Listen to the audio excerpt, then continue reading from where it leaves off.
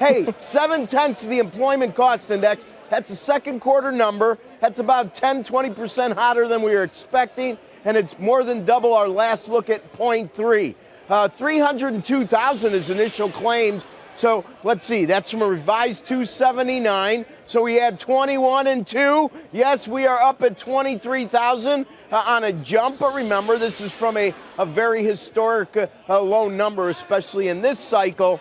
We continue, of course, to draw some correlation between less claims and more jobs. It's quite logical. So Friday, tomorrow, maybe we'll get a pretty good number. Up 0.6 on Q2, quarter over quarter on wages. So that also is actually good news and double expectation. So wages up 0.6, costs up 0.7.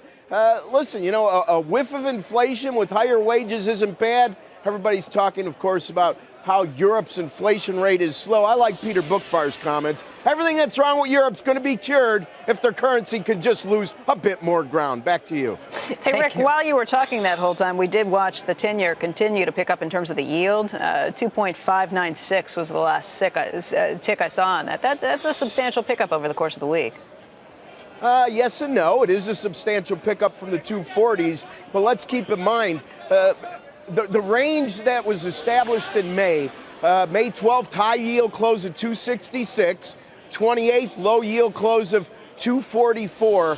That range has been just an easy trade for most of the technicians on this floor, and I fully suspect it's going to work again. So watch it more from a range perspective. We've kind of been there and done that. Still the biggest feature of the year is the fact that we closed at 303 in a 10-year on December 31st. What was the top of that range, Rick? Just because it's almost 2.6 now. It is. It just 266 and 244. 266. Okay, we'll keep an eye on it. Thank you, Rick.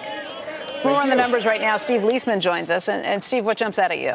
Well, employment costs or wages are the price manifestation of how tight or how loose the labor market is, okay? This is, the ECI is the biggest increase in 6 years. So this is the 0.6% on wages. 0.6, right, exactly, 0.7% total on the ECI. And the argument that wages are low is one of Janet Yellen's argument that there's a lot of slack in the labor market. And the argument makes sense. They say, well, listen, there's a lot of people out there that'll take work. Then they'll take it at a lower price, and so I shouldn't see wages going up very much. Now, there's a lot of ground to make up. Yellen says she'll let it run.